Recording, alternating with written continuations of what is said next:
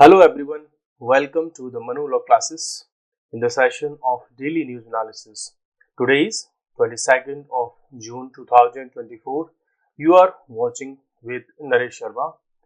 So first of all, we are going to revise our previous day's session with the help of MCQs. So the question number 1 is, which Indian states do not share land border with Myanmar? ऐसे कौन से states हैं जो Myanmar के साथ में border share कर नहीं करते?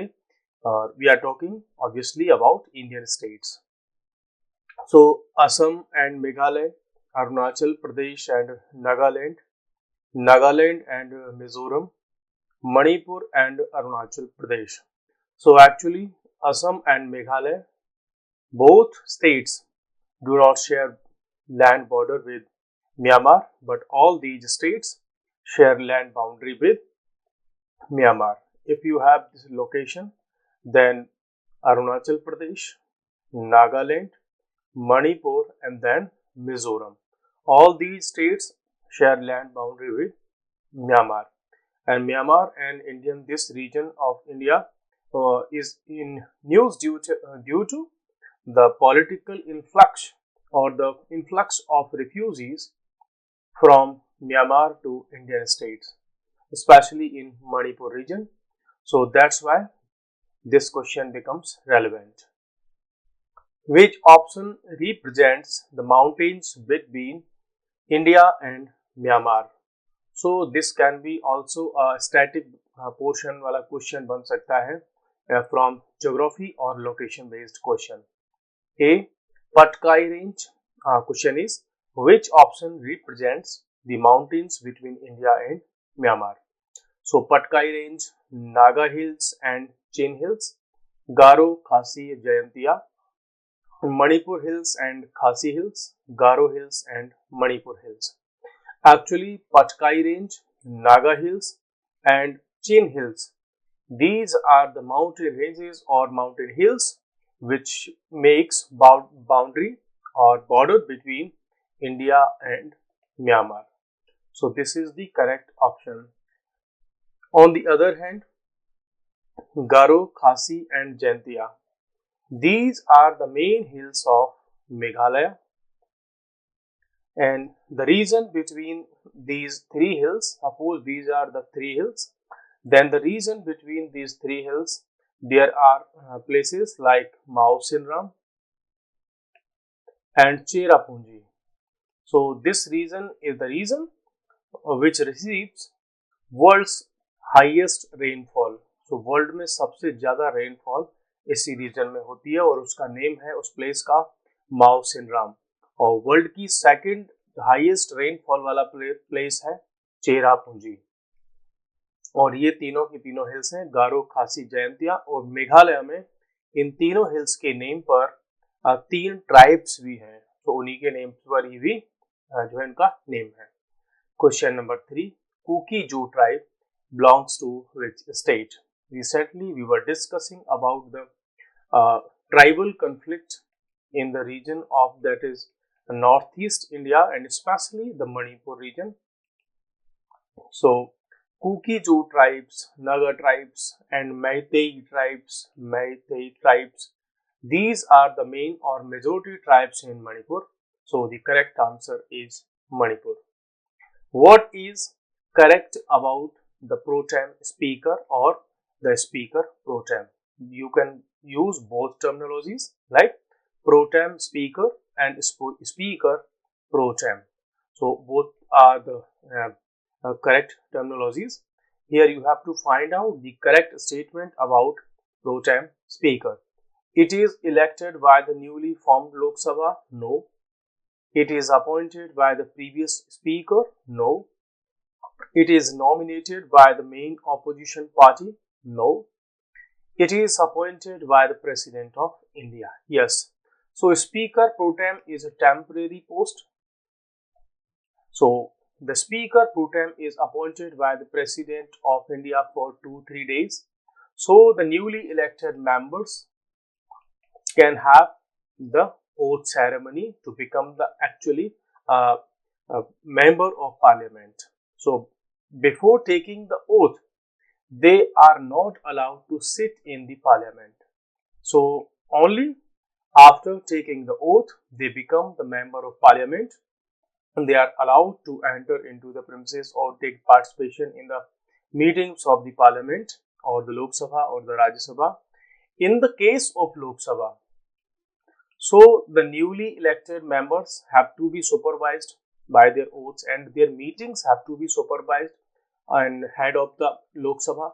So this first meeting, first or 2-3 meetings are supervised by Speaker Pro Tem. Then after this meeting, all the members of the parliament, and especially we are talking about the Lok Sabha, and these members are now have the right to elect their Lok Sabha speaker. So after this first or 2-3 meetings, Lok Sabha speaker is appointed elected by the members of Lok Sabha. So Speaker Pro Tem is a temporary post for 2-3 meetings who have been appointed as Pro Tem Speaker for 18th Lok Sabha: Bhartrhari Mehtab, Om Birla, Rahul Gandhi, Radha Raman Sharma. No, actually the Speaker Pro Tem has been appointed is Bhartrhari Mehtab, and he is considered as the senior most leader among the Lok Sabha members. There is a convention in the Lok Sabha that the senior most MP, member of parliament, will be appointed as the Speaker Pro Tem. Question number 6. The National Testing Agency, आपको पता होगा कि ये अभी काफी time से limelight में है बिकॉज एनटीए के कराए हुए कुछ एग्जाम्स लाइक यूजीसी का नेट और नीट का एग्जाम, दोनों ही इनमें जो है इरेगुलरिटीज के ब्लेम्स हैं और यूजीसी नेट का एग्जाम तो कैंसिल भी हो गया। सो इसकी वजह से एनटीए क्या है, न्यूज में है। और आपको पता होगा कि एनटीए अब बहुत सारे एग्जाम्स को कराती है, वो नीट का हो या फिर आपका यूजीसी का एग्जाम हो, है ना, सीयूईटी का, यूजी का एग्जाम हो, पीजी का एग्जाम हो, कोई भी एग्जाम हो इस तरीके की, इनको मोस्टली अब कौन कंडक्ट करा रही है, NTA. So the national testing agency is an autonomous agency under the Department of Higher Education of the Ministry of Education of India. So it was established in which year? It was established in 2017. Who have become the head of NATO? Yesterday we discussed about this point. So Mr. Mark Rutte has been appointed as the head of NATO. So these were the questions to revise our previous day session. Now we are going to discuss current affairs for today. First of all, we will have some basic headlines or basic inputs regarding some special news which can be not relevant for examination at that scale, but they are important to just know that these things are happening in the society. So election commission of India उसने अपनी exercise, अपना work start कर दिया है काफी time से कि JNK में इलेक्शंस को कराया जाए और 3 अदर स्टेट्स में भी असेंबली इलेक्शंस होने वाले हैं। सो एक तो JNK में इलेक्शन होने वाले हैं और एक हरियाणा, महाराष्ट्र एंड झारखंड, और एंड ऑफ द ईयर में हम NCT ऑफ दिल्ली में भी इलेक्शंस देखेंगे। अभी तक की एक्सरसाइज में अगर हम बात करें तो इनकी एक्सरसाइज 1 जुलाई के आसपास तक इनकी प्री एक्सरसाइज कंप्लीट हो जाएगी। उसके बाद जो है, उससे पहले जो है इन्होंने अपना प्री अपडेटेड एक्सरसाइज को यहाँ कंप्लीट कर लिया। फिर कट ऑफ डेट लगाएंगे कि कौन किस किस का जो नेम है वो इलेक्टरल रोल में होगा और ये रोल फाइनली 20 अगस्त तक हो जाएगी। इन स्टेट्स में इलेक्शन होंगे। बाकी इम्पोर्टेंट ये इसलिए है कि जब से आर्टिकल 370 को एब्रोगेट किया गया था, आर्टिकल 370, तब से अभी तक यहाँ पर इलेक्शंस नहीं हुए हैं और इन इलेक्शंस को कंडक्ट कराने के लिए इलेक्शन कमीशन ऑफ इंडिया अपनी एक्सरसाइज में लगा हुआ है और वो एक्सरसाइज आने वाले टाइम में होगी। आपको पता होगा कि जब article 370 was abrogated from the constitution of India, then JNK J&K was divided into two separate union territories. One is J&K and another is Ladakh. So these are the two union territories which were created by the Jammu and Kashmir Reorganization Act. Now we are going to have just one highlight, that the Chief Minister of NCT of Delhi is still in jail, as the lower court gave the order for bail, regular bail, but the enforcement directorate moved to the High Court and High Court stayed the bail order of the lower court. तो अभी भी jail में ही रहने वाले हैं। Bell lower court ने दे दी लेकिन high court ने नहीं दी। तो नेक्स्ट हमारे पास में क्या है कि अभी जो JNU है वहाँ के टीचर्स की एसोसिएशन, उन सब ने एक अपना कंप्लेन या अपने कंसर्न्स को रेज किया है कि आपको पता होगा UGC नेट का एग्जाम क्या कर दिया, उसको कैंसिल कर दिया गया। When this exam was cancelled, so आपको पता होगा कि UGC का नेट का जो एग्जाम होता है, अब इसके स्कोर को कई जगह पर यूज किया जाता है। एक तो असिस्टेंट प्रोफेसर की एलिजिबिलिटी के लिए इसको यूज किया जाता है कि आप असिस्टेंट प्रोफेसर बनने के लिए एलिजिबल हो जाते हैं। अनोदर होता है PhD में एडमिशन के लिए, और अनोदर इसका यूज होता है JRF के लिए।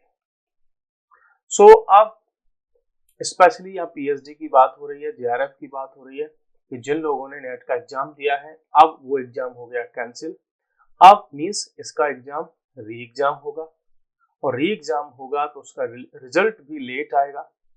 लेट रिजल्ट आएंगे तो कॉलेजेस में, यूनिवर्सिटी में जो एडमिशंस हैं वो भी लेट हो जाएंगे, और एडमिशन लेट होंगे तो एग्जामिनेशन का जो डिग्री है, कोई भी डिग्री कोई भी जो है स्टूडेंट अपना कंप्लीट करते हैं तो कोई 3 इयर्स में, कोई 4 इयर्स में, जो भी, तो वो इयर्स वाला गैप है, वो कैलेंडर है, जो एकेडमिक कैलेंडर हम उसको बोलते हैं, वो भी डिले हो जाएगा। तो ये प्रॉब्लम होने वाली है। जैसे हम बात करें तो DU में LLB का जो कैलेंडर 2022 से स्टार्ट होकर के 2025 में फिनिश होना था, वो एक्चुअली में 2023 के फेब में आकर के स्टार्ट हुआ। तो लेट हो गया ना अब इनका कोर्स। तो अब क्या हो रहा है DU में, काफी टाइम से क्या हो रहा है कि जो सेमेस्टर 6 मंथ का होता है, अब एक एक सेमेस्टर को वो 3 to 4 मंथ्स में ही फिनिश कर रहे हैं। सो स्टूडेंट्स पर अल्टीमेटली इसका इम्पैक्ट पड़ता है जब भी ऐसा कोई भी एग्जाम उसमें इरेगुलरिटी अगर होती है तो। नेक्स्ट यहाँ पर फिर उन्होंने NTA को लेकर के एक एडिटोरियल आया है इसमें द हिंदू में। सो यहाँ पर ये बेसिक बात ये कर रहे हैं कि रीगेन क्रेडिबिलिटी मीन्स जो नेशनल टेस्टिंग एजेंसी है इसको 2017 में क्रिएट किया गया था, तब से लेकर इसने कई सारे एग्जाम्स किए और एग्जाम्स को कंडक्ट करवाया। अभी रिसेंट एग्जाम्स में अगर हम बात करें तो UGC का जो नेट एग्जाम था उसमें CBI की इंक्वायरी हो रही है, गवर्नमेंट ने उस पर सुओ मोटो एक्शन लिया और इस एग्जाम को भी कैंसिल कर दिया। अल्टीमेटली बात यहाँ पर निकल करके आती है कि जो NTA है उसके ऑफिशियल्स हैं, उसके साथ काम करने वाली एजेंसीज हैं, उनकी क्रेडिबिलिटी पर ही एक स्पॉट लग गया है, और इस स्पॉट को जो है मिटाने के लिए NTA को बहुत सारा काम करना पड़ेगा। इसमें बहुत सारे ओवरऑल चेंजेस करने पड़ेंगे, बड़े लेवल पर इसमें चेंज करने होंगे, लोगों की जो अकाउंटेबिलिटी है उसको फिक्स करना होगा, पनिशमेंट्स की मीन्स अच्छी व्यवस्था उनको करनी होगी। हालांकि उसके लिए गवर्नमेंट ने एक बड़ा अच्छा अपना एक्शन ले लिया कि 21 जून से जो एक एक्ट है, अभी मैं आपको नेक्स्ट वाले स्लाइड में डिस्कस करने वाला हूँ, एक्ट गवर्नमेंट पास कर चुकी है और उसमें बड़े बड़े लेवल के पनिशमेंट्स को गवर्नमेंट लेकर के आई है, सेंट्रल गवर्नमेंट, कि जो भी एग्जाम पेपर को लीक कराने से रिलेटेड होगा उन पर कड़ा पनिशमेंट किया जाएगा। सो यहाँ पर अब NTA के सामने एक चैलेंज है कि अपनी क्रेडिबिलिटी को स्टूडेंट्स की नजरों में फिक्स करें। जो स्टूडेंट्स एग्जाम दे रहे हैं अगर उनको ही ट्रस्ट नहीं है NTA पर, तो फिर बाकी कोई कुछ भी कहे, पॉलिटिकल लीडर्स कुछ भी कहें, मीडिया वाले कुछ भी कहें, उससे कोई फर्क नहीं पड़ने वाला। नेक्स्ट हमारे पास में एक न्यूज है, अभी 2 दिन पहले हमने डिस्कस किया था कि रशिया के जो प्रेसिडेंट है वो नॉर्थ कोरिया गए थे और हमने कहा था कि आने वाले टाइम में इस पर एडिटोरियल्स आना स्टार्ट हो जाएंगे, आर्टिकल्स आएंगे। सो आर्टिकल्स अब स्टार्ट हो चुके हैं, बेसिक चीजें, इसमें बहुत सारे पॉइंट्स आते जाएंगे। यहाँ पर फिर से बात हो रही है इस पार्ट में कि जो प्रेसिडेंट ऑफ रशिया है दैट इज व्लादिमीर पुतिन, वो 24 ईयर्स में पहली बार यहाँ पर गए हैं। यहाँ पर ये थोड़ा सा उसमें बैकग्राउंड को डिस्कस करते हैं। वो कहते हैं कि स्टार्टिंग में जो रशिया है वो हमेशा से नॉर्थ कोरिया के अपोज करता था, नॉर्थ कोरिया को अपोज करता था कि वो जो न्यूक्लियर वेपन है वो बनाए, तो उसमें मींस जो रशिया है वो हमेशा उसके अपोजिशन में रहता था नॉर्थ कोरिया के न्यूक्लियर प्रोग्राम को लेकर के।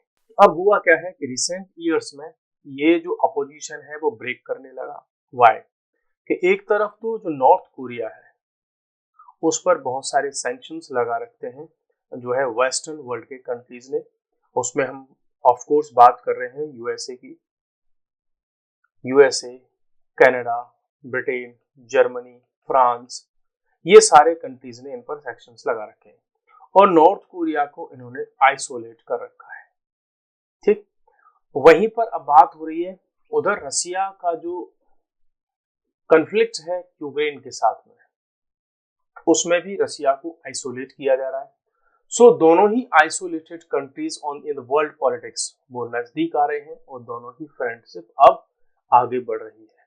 और वो it's not only friendship but actually they have signed a defence pact.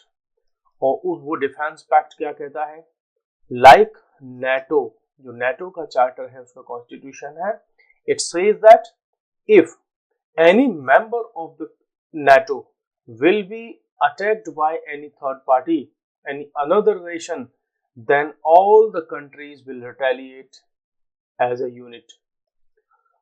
अब ये जो नॉर्थ कोरिया और रशिया का जो पैक्ट साइन हुआ है उसमें उनका सेम प्रिंसिपल है कि यदि रशिया पर कोई अटैक होगा तो नॉर्थ कोरिया उसमें पार्टिसिपेट करेगा, and if there will be any attack on North Korea then Russia will also participate in such a war situation. यहां से अब आप थोड़ा सा आइडिया लगा सकते हैं that during Cold War period there were same kind of situations. एक तरफ वार्शा पैक्ट था और एक तरफ नेटो था और इसी तरीके की सिचुएशंस बनती थी। लास्ट में फिर ये कुछ ऐसे पॉइंट्स की बात करते हैं कि यहाँ जो यूएसए है अब उसका जो इंटरवेंशन है ईस्ट एशिया में वो इंक्रीज हो जाएगा। वाई? बिकॉज जापान रशिया का अच्छा दोस्त नहीं है, नॉर्थ कोरिया के साथ में अच्छे रिलेशन है इसके रशिया के, और जबकि नॉर्थ कोरिया दुश्मन है किसका, एनिमी कंट्री है साउथ कोरिया का। ठीक है, तो साउथ कोरिया नॉर्थ कोरिया का दुश्मन, तो साउथ कोरिया के साथ में रशिया के रिलेशंस भी ठीक नहीं होंगे। अब इसमें यूएसए क्या करेगा, अपना बेनिफिट सर्च करेगा। वो साउथ कोरिया के साथ रिलेशन अपने स्ट्रॉन्ग करेगा, जापान के साथ अपने स्ट्रॉन्ग को जो है पावरफुल करेगा, स्ट्रेंथन करेगा। सो आने वाले टाइम में हमको इंडो पैसिफिक रीजन और पैसिफिक रीजन और ईस्ट एशिया उसकी पॉलिटिक्स में चेंजेस देखने को मिलेंगे। यहाँ पर ये कुछ पॉलिटिकल ग्रुपिंग की बात भी करता है इसमें आर्टिकल में कि जहां एक तरफ रशिया, चाइना, नॉर्थ कोरिया ये पास में आ रहे हैं, इनकी दोस्ती मजबूत होती जा रही है, वहीं रशिया जो है वो अपनी फ्रेंडशिप को स्ट्रॉन्ग कर रहा है ऐसे कंट्रीज के साथ में जो यूएसए के अगेंस्ट में है। तो रिसेंटली रशिया ने ईरान से कुछ डिफेंस की जो है ड्रोन्स वगैरह परचेज किए, नॉर्थ कोरिया ने रशिया को बहुत सारी मिसाइल्स और एम्यूनिशन की सप्लाई की, चाइना की दोस्ती रशिया के साथ हो रही है क्योंकि अभी शी जिनपिंग और प्रेसिडेंट व्लादिमीर पुतिन की भी मीटिंग हुई है। सो ऐसी कंडीशन में हमें देखने को मिल रहा है कि जो वेस्टर्न कंट्रीज का अपना डोमिनेंस है वर्ल्ड की पॉलिटिक्स पर वो हमको रिड्यूस होते हुए दिख सकता है और कोल्ड वार, एक नया कोल्ड वार भी स्टार्ट हो सकता है, ऐसा इस आर्टिकल में ऐसे इसमें ओपिनियंस है। नाउ हम इस एक्ट की बात कर रहे थे कि जो एग्जाम्स में चीटिंग्स होती हैं उनको कैसे कंट्रोल किया जा सकता है। तो उसके लिए गवर्नमेंट एक लॉ लेकर के आई है कि अप टू 5 इयर्स तक की इम्प्रिजनमेंट होगी जो भी एग्जाम को लीक कराने में, उसमें चीटिंग में कहीं भी कोई भी इन्वॉल्व होगा तो इम्प्रिजनमेंट होगा 5 इयर्स तक का। यदि कोई इंस्टीट्यूट है, कोई ऑर्गेनाइजेशन है, कोई एजेंसी है तो उस पर 1 करोड़ तक का फाइन हो सकता है अगर वो कहीं भी माल प्रैक्टिसेस में इन्वॉल्व है। ठीक है, हालांकि ये जो एक्ट है, ये जो एक्ट जिसकी हम बात कर रहे हैं, ये 21 जून से एक्टिवेट हुआ है। इस दिन से इम्प्लीमेंटेशन इसका स्टार्ट हुआ है, लेकिन 19 जून का जो एग्जाम कैंसिल हुआ है वो इसमें अभी इंक्लूडेड नहीं है। सो बेसिक पॉइंट्स की अगर बात करें इस एक्ट के बारे में, सो दिस एक्ट इज, इसका ऑफिशियल नेम है public examinations prevention of unfair means act 2024। Actually, this act was passed in 2024 February, but the government of India has notified its implementation from 21st of June. तो उसके लिए एक notification आया और 21st of June, it means कल से, जो कल इंटरनेशनल योगा डे था, उससे उन्होंने इसका इम्प्लीमेंटेशन स्टार्ट कर दिया है। ठीक है, तो ये इसके बेसिक से मेन इसके पॉइंट्स हैं। इन्होंने इसमें इस एक्ट में बहुत सारी चीजों को उन्होंने कवर किया है कि leakage of question paper, answer की किसी को लीक कर देना, है ना, tampering with computer network, online paper के साथ में भी होता है ना, नेटवर्क को हैक कर लेना, कंप्यूटर रिसोर्स, कंप्यूटर सिस्टम, इनमें से किसी के साथ में भी अगर कोई टैंपरिंग होगी तो उसको भी इसमें क्या किया जाएगा, उसको भी पनिश किया जाएगा। उसकी प्रॉपर इसमें डेफिनेशंस दी गई है। अनदर क्या है इसमें, क्रिएशन ऑफ फेक वेबसाइट। देखो कई बार लोग क्या करते हैं, फेक वेबसाइट बना लेते हैं और उसके थ्रू जो है मॉनेटरी गेन्स लेते हैं, फेक एडमिट कार्ड इशू कर देते हैं, फेक अपॉइंटमेंट लेटर तक जो है ये लोग इशू कर देते हैं। कंडक्ट ऑफ फेक एग्जामिनेशन, अपनी तरफ से फेक एग्जामिनेशन तक कंडक्ट करा देते हैं बहुत सारे लोग। Issuance of fake letter card, offer letter, ये सब किसके लिए होता है, पैसे के लिए होता है, मॉनेटरी गेन के लिए। और क्या होता है, मैनिपुलेशन इन सीटिंग अरेंजमेंट्स, ये सीट आपको अलॉट हुई थी, ये आपको बिठा दिया किसी अदर रूम में और वहां पर आपका पेपर अलग से जो एग्जामिनेशन है उसमें हेल्प कर दी। तो ऐसा भी बड़ी इजीली तरीके से ये चीजें होती हैं। एनी पर्सन और पर्सन्स, कोई भी अगर एक पर्सन है, बहुत सारे पर्सन हैं, 10 लाख तक का उन पर पनिशमेंट मीन जो है फाइन हो सकता है, और ये फाइन जो है जेल के साथ में भी हो सकता है, मीन्स फाइन विद इम्प्रिजनमेंट। ठीक है, कोई कंपनी बहुत सारी होती है जो सर्विस प्रोवाइड कराती है एग्जामिनेशन में, उनको बैन किया जा सकता है 4 ईयर्स तक के लिए, 1 करोड़ तक का उनपे जो है फाइन लगाया जा सकता है। कुछ कोचिंग इंस्टीट्यूट्स होते हैं जिनके नेम आते हैं एग्जाम को लीक कराने में, और ऐसा एक्चुअली में होता है। और मैं ऐसे कई सारे लोगों को जानता हूं जो इस प्रोफेशन को ही मीन्स उन्होंने अपना धंधा बना रखा है और उसमें काम करते हैं, एग्जाम पेपर वगैरह लीक कराना और ये सब इसमें करते हैं। कई बार अरेस्ट वगैरह भी हुए हैं, मैं उनको जानता हूँ। सो इसमें एक व्यवस्था और इसने की है इस एक्ट में, और उसके लिए ये लेकर के आए हैं कि यदि कोई भी कोचिंग इंस्टीट्यूट ऐसे किसी एग्जाम लीक कराने में इन्वॉल्व होगा तो उसकी जितने भी असेट्स होंगे उन सबको सीज कर लिया जाएगा। ठीक है, अगर आप यूपी, बिहार, राजस्थान ऐसे स्टेट्स में कई बार जाओगे तो वहां पर आपको कोचिंग में एडमिशन के समय, काउंसलिंग के समय आपसे वहां बोला जाएगा कि आपको एग्जाम क्वालिफाई कराने में हम हेल्प करेंगे, एग्जाम पेपर लीक वगैरह भी कराने में हम आपकी हेल्प करेंगे, ये बोल दिया जाता है फीस लेते समय। ठीक है, ये तक होता है। Armenia becomes the latest nation to recognize Palestine.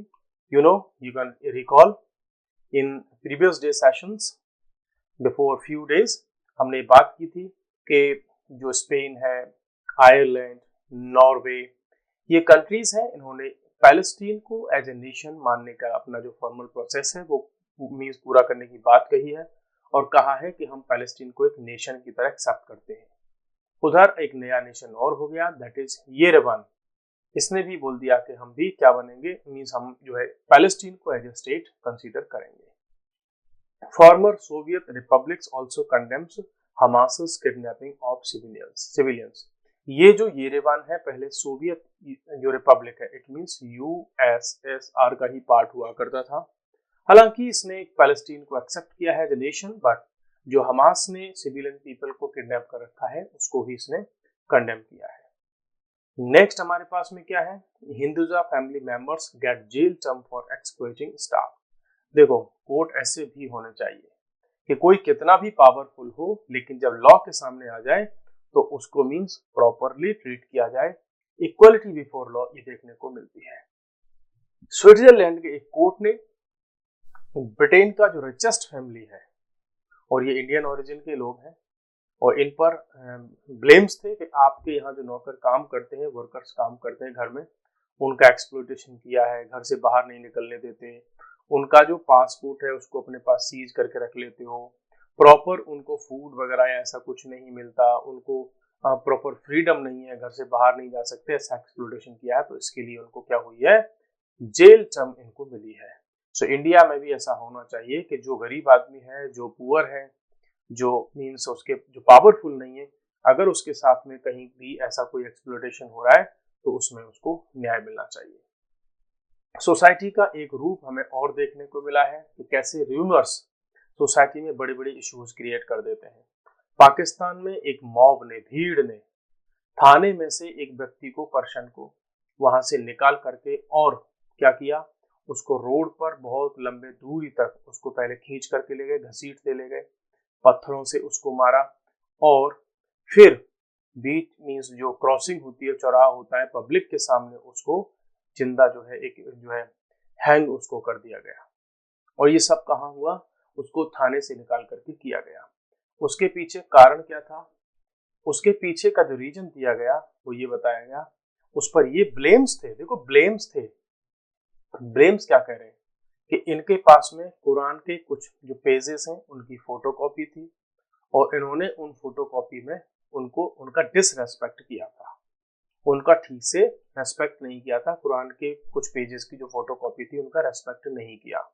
ठीक है, सो देखो सिस्टम कोई भी हो, कहीं का भी कैसा भी सिस्टम हो, being law students, being preparing for the law, so इस सब का हमारे लिए और एवरी सिटीजन के लिए, किसी भी पॉलिटिकल सिस्टम के लिए और एज ए नेशन के लिए ये इम्पोर्टेंट है कि किसी भी ऐसे कोई भी मैटर हो दुनिया का, उसमें प्रॉपर जो जुडिशियल सिस्टम है उसके थ्रू पनिशमेंट या जो भी होना है वो होना चाहिए, ना कि कोई mob on the spot decision ले ले।